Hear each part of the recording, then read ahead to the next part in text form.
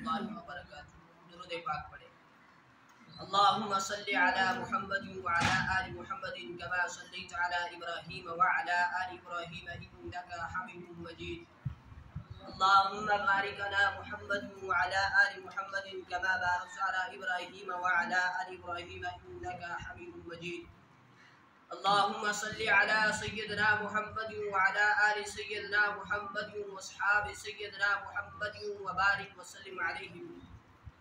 الحمد لله رب العالمين والصلاة والسلام على سيد الأنبياء والمرسلين وعلى آله وأصحابه أجمعين. أما بعد، أرسله بالحق بشيرا ونذيرا وداعيا إلى الله بإذنه وسراجا منيرا. فقد قال الله تبارك وتعالى في الكلام المجيد والفرقان الحميد: فأعوذ بالله من الشيطان الرجيم. بسم الله الرحمن الرحيم. ربنا وابعث فيهم رسولا منهم يتلو عليهم آياتك ويعلمهم الكتاب والحكمة ويزكيهم إنك أنت العزيز الحكيم. صدق الله العظيم وصدق رسوله النبي الكريم ونحن على ذلك لمن الشاهدين والشاكرين والحمد لله رب العالمين. قال النبي صلى الله عليه وسلم: من أحب سنتي فقد أحبني ومن أحبني كان معي في الجنة أو كما قال عليه الصلاة والسلام. محترم معزز بزرگ اور دوستو اور معزز سامعین کرام، اللہ رب العزت کا بے حد فضل، کرم، احسان، شکر کہ جس رب ذوالجلال نے اس پرفتن دور کے اندر ہم سب کو اپنے گھر کی حاضری نصیب فرمائی. اللہ رب العزت سے دعا کریں ہماری بات کا کرنا اور سننا، نماز جمعہ کا ادا کرنا اپنی بارگاہ الہی کے اندر قبول اور منظور فرمائے. ہمارے لیے دنیا کے اندر ہدایت کا بلکہ تمام امت مسلمہ کے لیے ہدایت کا اور آخرت کے اندر نجات کا، بخشش کا، مغفرت کا ذریعہ بنا. جیسا کہ ہم سب اس بات سے بخوبی واقف ہوں گے کہ آج عربی مہینوں کے اعتبار سے یہ مہینہ ربیع الاول کا مہینہ کہلاتا ہے. بزرگوں، یہ وہ بابرکت مہینہ ہے کہ جس مہینے کے اندر جناب رسول اکرم صلی اللہ علیہ وسلم کی ولادت ہوئی ہے، یعنی آپ صلی اللہ علیہ وسلم اس دنیا کے اندر تشریف فرما ہوئے ہیں. ربیع عربی زبان کے اندر بہار کو کہتے ہیں. 1400 سال پہلے عرب کی ویران وادی کے اندر ایک بہار آئی تھی. حضرت آمینہ رضی اللہ تعالیٰ عنہ کے آنگن کے اندر ایک سدا بہار پھول کھلا تھا، جس کی خوشبو سے اور جس کی مہک سے ساری کائنات، ساری دنیا معطر ہوئی تھی. آپ سب یہ جانتے ہیں کہ اللہ رب العزت نے حضرت ابراہیم علیہ السلام کو چند باتوں کے اندر آزمایا. وَإِذِ ابْتَلَىٰ إِبْرَاهِيمَ رَبُّهُ بِكَلِمَاتٍ فَأَتَمَّهُنَّ. اللہ رب العزت نے حضرت ابراہیم علیہ السلام کو چند باتوں کے اندر آزمایا، امتحانات ڈالے، پرچے ڈالے. تو جب حضرت ابراہیم علیہ السلام ان امتحانات کے اندر کامیاب ہو جاتے ہیں، پاس ہو جاتے ہیں اعلیٰ نمبروں کے ساتھ، تو اللہ رب العزت ارشاد فرماتے ہیں: ابراہیم، ہم نے آپ کو امتحانات ڈالے تھے، آپ ان کے اندر کامیاب ہوئے ہیں، اب آپ جو مرضی ہے ہم سے مانگو، ہم آپ کو عطا کریں گے.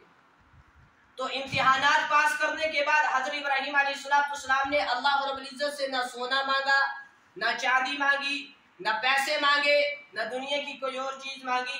ایک چیز کو مانگا، کہا: ربنا وابعث فیہم رسولا منہم یتلو علیہم آیاتک ویعلمہم الکتاب والحکمت ویزکیہم انک انت العزیز الحکیم. حضرت ابراہیم علیہ السلام نے، اللہ رب العزت نے ان امتحانات کی کامیابی کے بعد ایک ہی چیز مانگی، جناب رسول اکرم صلی اللہ علیہ وسلم کو مانگا. اور ابراہیم علیہ السلام یہ دعا بھی کرتے تھے: ربی حبلی من الصالحین، کیونکہ ابراہیم علیہ السلام کے یہاں بہت عمر تک اولاد نہیں تھی. تو اللہ رب العزت نے حضرت اسماعیل علیہ السلام کی شکل میں بیٹا عطا کیا. حضرت عطا اللہ شاہ بخاری رحمۃ اللہ علیہ فرمایا کرتے تھے: ابراہیم علیہ السلام آپ کو مبارک ہو، آپ نے دعا کے اندر آب زمزم والا مانگا، یعنی حضرت اسماعیل علیہ السلام اور ایک دعا کے اندر آپ نے حوض کوثر والا مانگا، یعنی جناب رسول اکرم صلی اللہ علیہ وسلم کو مانگا۔ اس لیے اللہ کے نبی صلی اللہ علیہ وسلم فرمایا کرتے تھے ایک مقام پر کہ میں اپنے باپ حضرت ابراہیم علیہ السلام کی دعاؤں کا ثمرہ ہوں، یعنی انہوں نے اللہ سے مجھے مانگا ہے۔ اور جناب رسول اکرم صلی اللہ علیہ وسلم وہ ہستی ہیں، اگر اللہ رب العزت نے آپ کو اس دنیا کے اندر نبی بنا کر نہ بھیجنا ہوتا تو دنیا کی کسی چیز کو اللہ پیدا نہ کرتا۔ یہ ساری چیزیں اللہ کے نبی صلی اللہ علیہ وسلم کے صدقے تخیل میں بنی۔ خیر، حضرت آمنہ رضی اللہ تعالی عنہ فرماتی ہے کہ جب میں امید سے تھی، یعنی آپ صلی اللہ علیہ وسلم جب میرے پیٹ کے اندر مہمان بن کر آئے تھے تو اس وقت میں اپنے اندر عجیب و غریب طرح طرح کی تبدیلیاں دیکھتی تھی۔ حضرت آمنہ رضی اللہ تعالی عنہ فرماتی ہیں کہ زچگی کے ایام میں جو عورتوں کو تکلیف بوجھ محسوس ہوتا ہے، فرماتی ہے مجھے اس کا قطعاً احساس نہیں ہوتا تھا۔ برکت کس کی تھی؟ جناب رسول اکرم صلی اللہ علیہ وسلم۔ پیٹ کے اندر کون تھے؟ جناب رسول اکرم صلی اللہ علیہ وسلم۔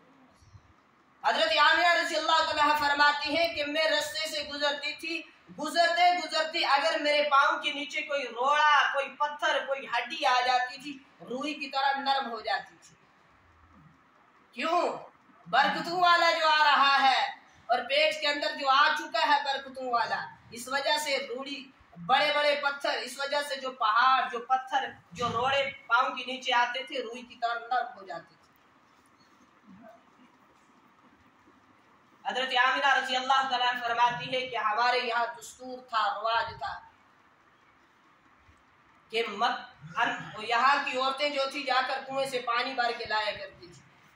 جب وہ کنویں کے اوپر جاتی باری باری اپنا ڈول پانی کے اندر ڈالتی، کنویں کے اندر ڈالتی، پھر اسے پانی طلب کرتی۔ حضرت آمنہ رضی اللہ تعالیٰ فرماتی ہے کہ میں بھی اپنی سہیلیوں کے ساتھ پانی لینے کے لیے کنویں پر جایا کرتی تھی۔ فرماتی ہے کہ جب میں ڈول پانی کے اندر ڈالتی تھی، جناب رسول اکرم صلی اللہ علیہ وسلم کی برکت سے پانی منڈیر کے اوپر آ کر لگ جاتا تھا۔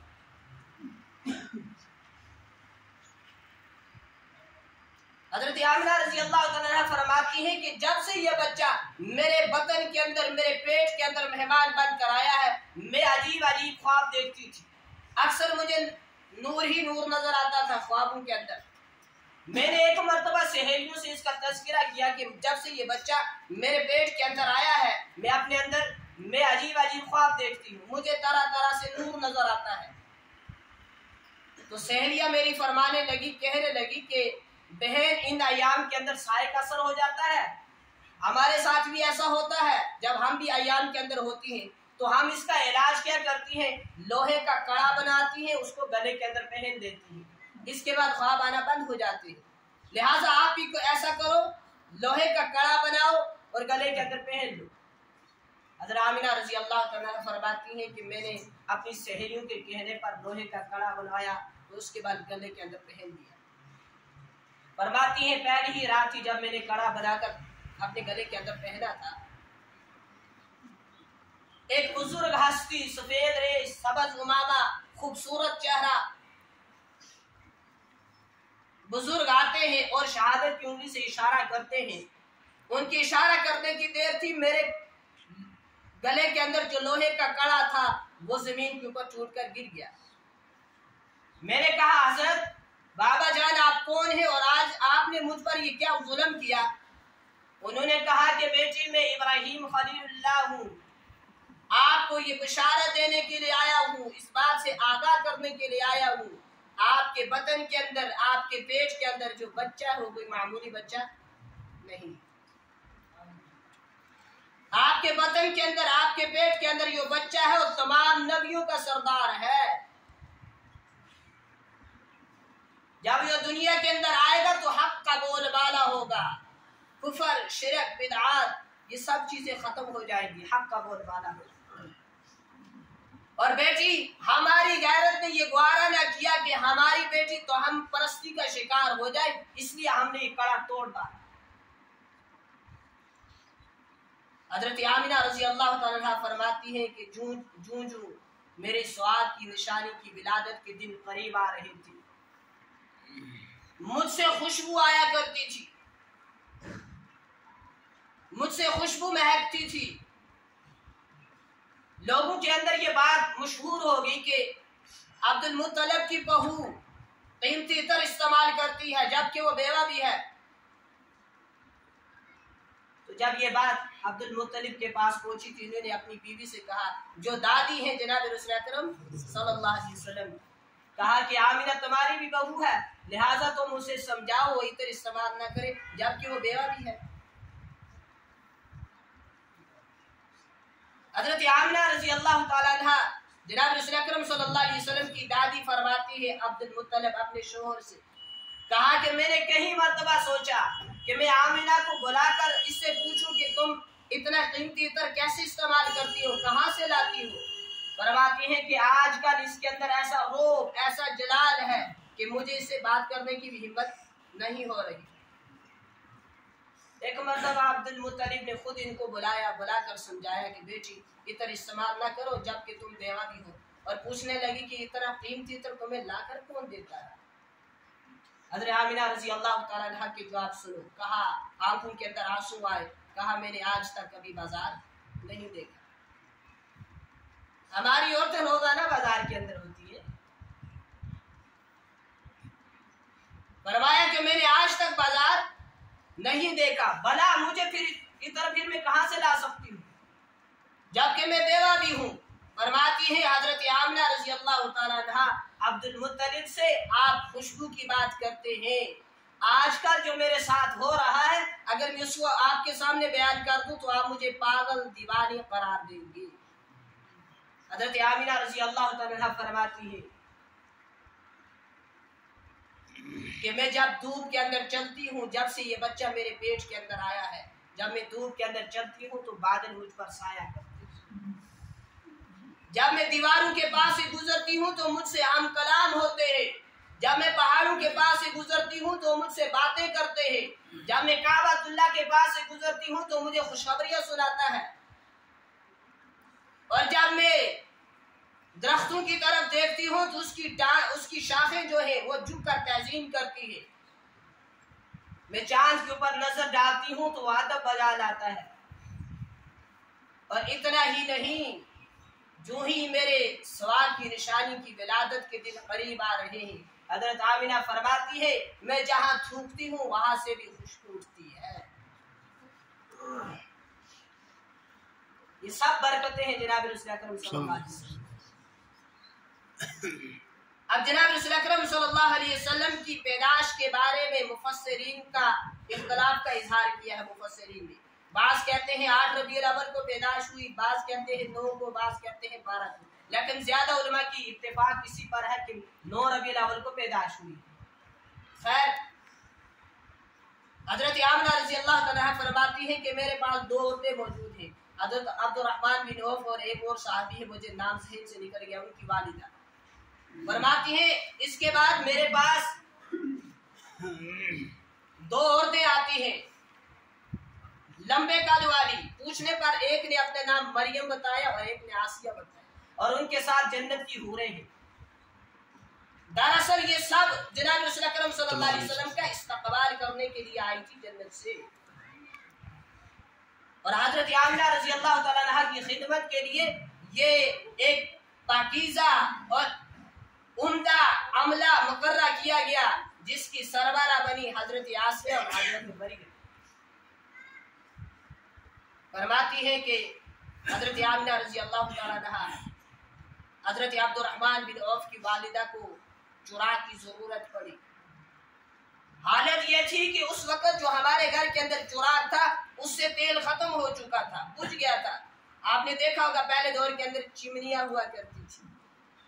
فرماتی ہیں کہ چراغ کے اندر سے تیل ختم تھا, چراغ بجھ گیا تھا. حضرت عبد الرحمن بن عوف کی والدہ کو ضرورت پڑی. اتنے میں جناب رسول اکرم صلی اللہ علیہ وسلم کی پیدائش ہوئی. فرماتی ہے کمرہ ایسا نور سے منور ہوا, ایسا روشن ہوا کہ حضرت عبد الرحمن بن عوف کی والدہ کو چراغ کی ضرورت ہی نہیں پڑی. حضرت آمنہ رضی اللہ تعالیٰ عنہ فرماتی ہے, اور ایک اور بات ذہن کے اندر فرما لے, بچھا لے, عام بچے پیدا ہوتے ہیں ان کے ساتھ گند آتی ہے، حضور علیہ السلام بالکل پاک صاف پیدا ہوتے ہیں، اور ہمیں بچوں کا ختنہ کرنا پڑتا ہے، حضور علیہ السلام کا ختنہ ہوا پیٹ سے باہر آئے۔ اور حضرت آمنہ رضی اللہ عنہا فرماتی ہے کہ جب میرا بچہ پیدا ہوا تو میرے دل کے اندر خیال آیا میں اپنے بیٹے کو دیکھوں یہ ہے کیسا، یہ تو فطرتی چیز ہے، فطری چیز ہے، ہر ماں کی تمنا ہے میں دیکھوں بیٹا ہے یا بیٹی ہے اور ہے کیسا۔ فرماتی ہیں کہ میں دیکھ کر یہ منظر حیران رہ گئی، جب حضور علیہ السلام کو میں نے دیکھا، حضور علیہ السلام سجدے کے اندر پڑے ہوئے، پہلے ہی دن آنے کے بعد اللہ کے نبی صلی اللہ علیہ وسلم نے اللہ کی کبریائی کو سجدہ کر کے امت کو یہ سبق دیا، سجدے کے قابل ایک ہی ذات ہے، وہ ذات ہے حضرت اللہ رب العزت۔ باقی کسی کے سامنے سجدہ جائز نہیں ہے، مزاروں کے اوپر سجدے جائز نہیں ہے، قبروں کے سامنے سجدے جائز نہیں ہے، کسی اور کے سامنے سجدہ جائز نہیں ہے۔ فرمایا کہ اگر شریعت کے اندر اجازت ہوتی سجدہ کرنے کی، میں عورت کو حکم دیتا اپنے شوہر کو سجدہ کرے، مگر اجازت نہیں ہے۔ سجدے کے قابل ایک ہی ذات ہے، اللہ رب العزت کی ذات ہے۔ حضرت آمنہ رضی اللہ عنہا فرماتی ہے کہ اس وقت میرا بیٹا کلام تو نہیں کر سکتا تھا، شہادت کی انگلی سے اشارہ کر رہا تھا، وہ اشارہ تھا اشہد ان لا الہ الا اللہ واشہد ان محمد عبدہ ورسولہ۔ حضرت آمنہ رضی اللہ تعالیٰ عنہا کی خوشی کی انتہا نہ رہی جب حضور علیہ السلام کی پیدائش ہوئی، لیکن کچھ غم کے اثرات بھی ہیں۔ جب اپنے بیٹے کو دیکھا کہا کہ افسوس کاش اس کا باپ عبداللہ زندہ ہوتا، اپنے اس بیٹے کو دیکھ کر کتنا خوش ہوتا، اس کے لیے کچھ کھلونے وغیرہ لاتا۔ غیر سے آواز آئی آمنہ آپ فکر مت کریں، ہم اس کے رب ہیں، اگر یہ بچہ کھلونے کی طلب کرے گا چاہت کرے گا، اگر اسے کھلونے کی ضرورت پڑی میں چاند کو کھلونا بنا کر اس کے لیے بھیج دوں گا۔ اگر اس بچے کی طلب ہوئی، اس بچے کے دل نے چاہا کہ میں سیر کروں، ہم اس کو معراج کے اوپر بنا لیں گے۔ اگر اس بچے نے کسی سے کچھ شہادتیں طلب کرنی چاہی، ہم پتھروں سے کلمہ پڑھا دیں گے، اور پڑھا بھی پتھروں نے کلمہ۔ جب کنکریاں تھی جناب رسول اکرم صلی اللہ علیہ وسلم کے ہاتھ میں تو ابو جہل نے کیا کہا تھا، تب تجھے نبی مانوں گا جب تو بتائے گا میرے ہاتھ میں کیا ہے۔ تو آپ علیہ السلام نے فرمایا تھا میں بتاؤں کہ تمہارے ہاتھ والی چیز بتائے، کہا یہی بتا دے، تو کنکریوں نے پڑھا تھا اشہد ان لا الہ الا اللہ واشہد ان محمد عبدہ ورسولہ۔ فرمایا آپ گھبرائے نہ، ہم اس کے رب ہیں، کھلونے کی ضرورت پڑی چاند کو کھلونا بنا دیں گے، سیر کے لیے اس کے دل نے چاہا عرش کے اوپر بلا لیں گے، معراج کے لیے اوپر بلا لیں گے، معراج کے لیے عرش کے اوپر بلا لیں گے۔ عبد المطلب کہتے ہیں آمنہ سے، آمنہ کوئی نام سوچا ہے اس کا نام کیا رکھنا ہے؟ آمنہ فرماتی ہے جب سے یہ بچہ پیدا ہوا ہے نہ دل کے اوپر نہ دماغ کے اوپر قابو ہے، دل کے اندر دماغ کے اندر بہت سارے نام آتے ہیں، ظاہر سی بات ہے ہمارے یہاں بھی بچہ پیدا ہوتا ہے، چاچے کے ذہن کے اندر 100 نام الگ سے آتے ہیں، پھوپھی بوا کے ذہن کے اندر الگ سے 100 نام آ رہے ہیں، ماں باپ کے ذہن کے اندر الگ سے نام آ رہے ہیں، ایک سوچتا میں یہ رکھوں گا یہ رکھوں گا۔ حضرت آمنہ فرماتی ہیں بہت سارے نام ذہن کے اندر آ رہے ہیں، دل کے اندر ایک ہی دستک دی جا رہی ہے، محمد محمد محمد صلی اللہ علیہ وسلم۔ عبد المطلب کہتے ہیں میں نے اس نام کا بچہ اور ایسی شکل و صورت حسن و جمال والا بچہ پورے جزیرۃ العرب کے اندر نہیں دیکھا۔ آمنہ فرماتی ہے پورے جزیرۃ العرب کو چھوڑو، اللہ نے ایسا بچہ پوری کائنات کے اندر پیدا ہی نہیں کیا۔ حضرت آمنہ فرماتی ہے یوسف علیہ السلام کو مصر کی عورتوں نے دیکھا تھا، اس کے بعد اپنے ہاتھ کاٹے تھی، میرے لال کو دیکھ لیتی تو سینہ جگر چیر کے بیٹھتے تھے۔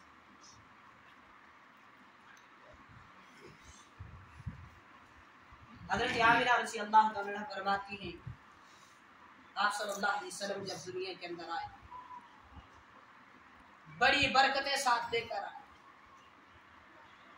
پورا مکہ کے اندر انوار الہی کا نزول ہو رہا ہے، خوشبو ہی خوشبو ہے، نور ہی نور ہے، اور دستور تھا کہ اپنے وہ آتے تھے کہاں سے؟ دیہاتوں سے، طائف سے لوگ آتے تھے دیہاتوں سے بچوں کو دودھ پلانے کے لیے۔ حضرت حلیمہ رضی اللہ عنہا فرماتی ہیں کہ میں بھی بنو سعد کی عورتوں کے ساتھ آئی بچے لینے کے لیے۔ فرماتی ہیں کہ قحط پڑا ہوا تھا، کھانے پینے کی بڑی تنگی تھی، چھاتیوں کے اندر سے دودھ بھی ختم تھا، جس کی وجہ سے بچہ ساری رات، ہمارا ایک بچہ تھا، روتا رہتا تھا، اور چارہ نہ ملنے کی وجہ سے، گھاس وغیرہ نہ ہونے کی وجہ سے ہماری جو اونٹنی تھی، جو سواری تھی، وہ بھی بڑی کمزور لاغر ہو چکی تھی۔ یہ قافلے کے ساتھ روانہ ہوئی، کمزور ہونے کی وجہ سے ان کی سواری پیچھے رہ گئی، قافلہ پہلے پہنچا۔ آ کر انہوں نے بچوں کو تلاش کیا، کھاتے پیتے گھرانوں سے بچے تلاش کیے اور لے گئے۔ نبی علیہ الصلوۃ والسلام کو دیکھا، یتیم ہونے کی بنا پر چھوڑ دیا کہ یہ بچہ یتیم ہے، یہاں سے انعام کم ملے گا۔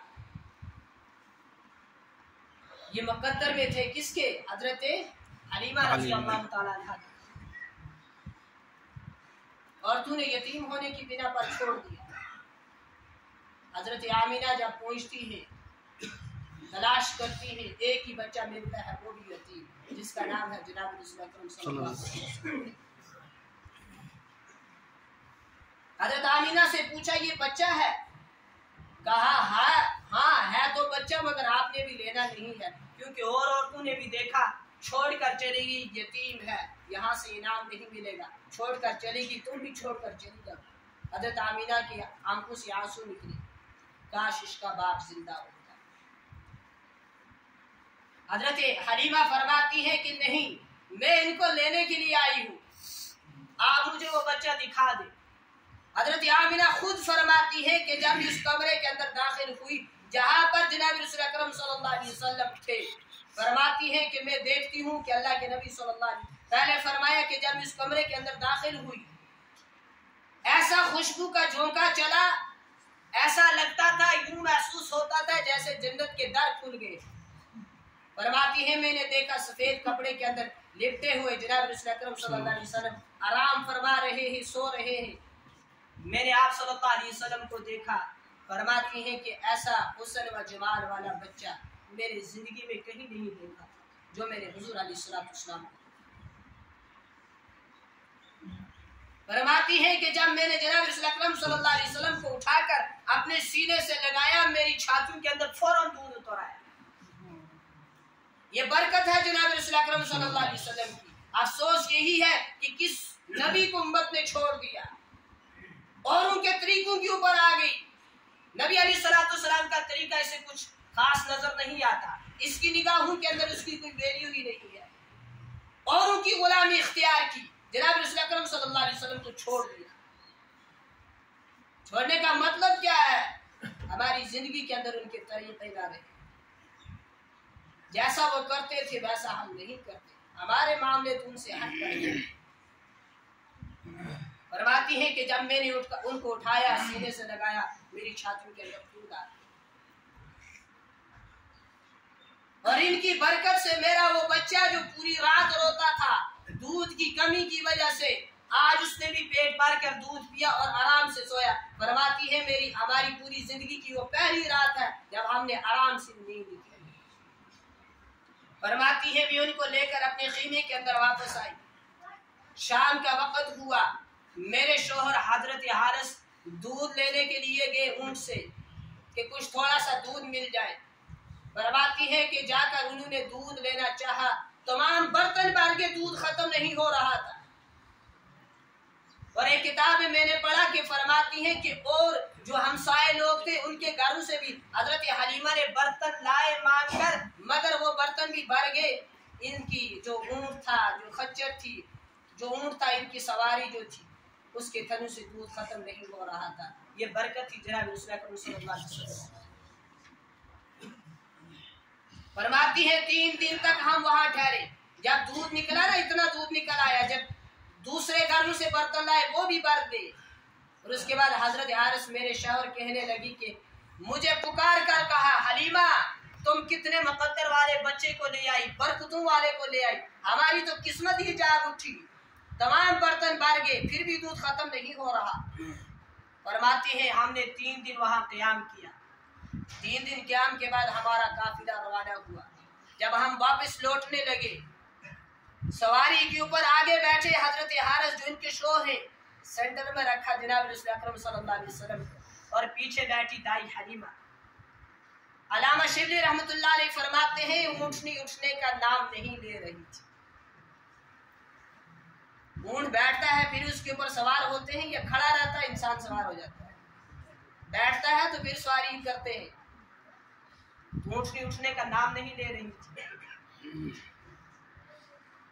इतने में हारिस कहते हैं हमें लगता है ये जो बच्चा है जिसको हमने सेंटर में रखा है, ये बड़ा बाबरकत बच्चा है, बड़ा मुकद्दरों वाला है, कोई बड़ी हस्ती है, हमने इसको सेंटर में रखा है, इसी वजह से शायद ऊँटनी नहीं उठ रही। लिहाजा हजरत हारिस ने जनाब रसूल अकरम सल्लल्लाहु अलैहि वसल्लम को उठाकर आगे रखा।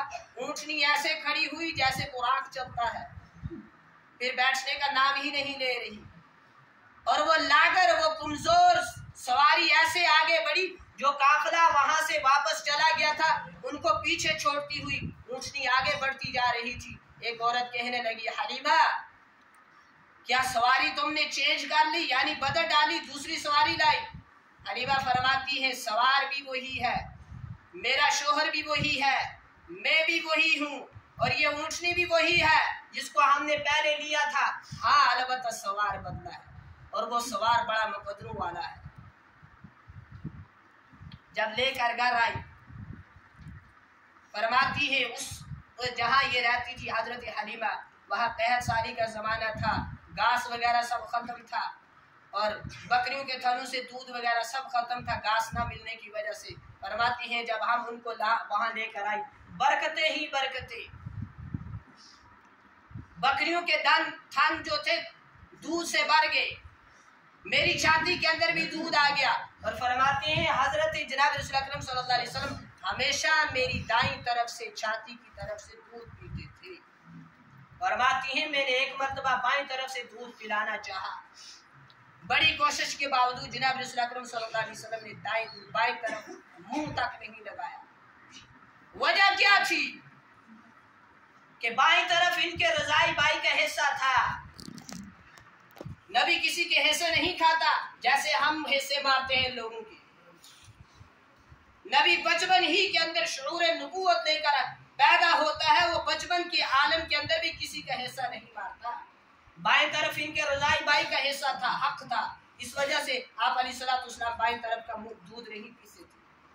हाय ये मासूम है, लोगों का हक नहीं खाते, यहाँ बड़े बड़े लोगों का हक मार रहे हैं।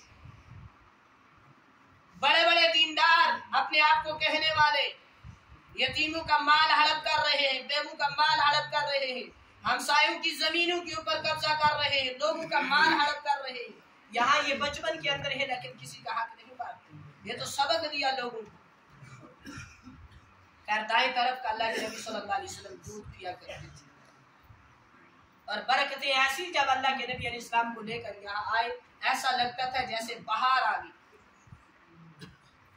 इनकी बकरियां जाती चरने के लिए, अल्लाह के नबी सल्लल्लाहु अलैहि वसल्लम की बरकत की वजह से शाम को जब वापस आती थनों के अंदर से दूध टपक रहा होता। ये मंजर देखकर लोगों ने भी इनके साथ बकरियां अपनी बेचनी शुरू कर दी, मगर अल्लाह की कुदरत वो फिर भी दूध से खाली वापस लौटती थी, ये दूध से भरी हुई वापस आती थी। बरकतें थी जनाब रसूल अकरम सल्लल्लाहु अलैहि वसल्लम।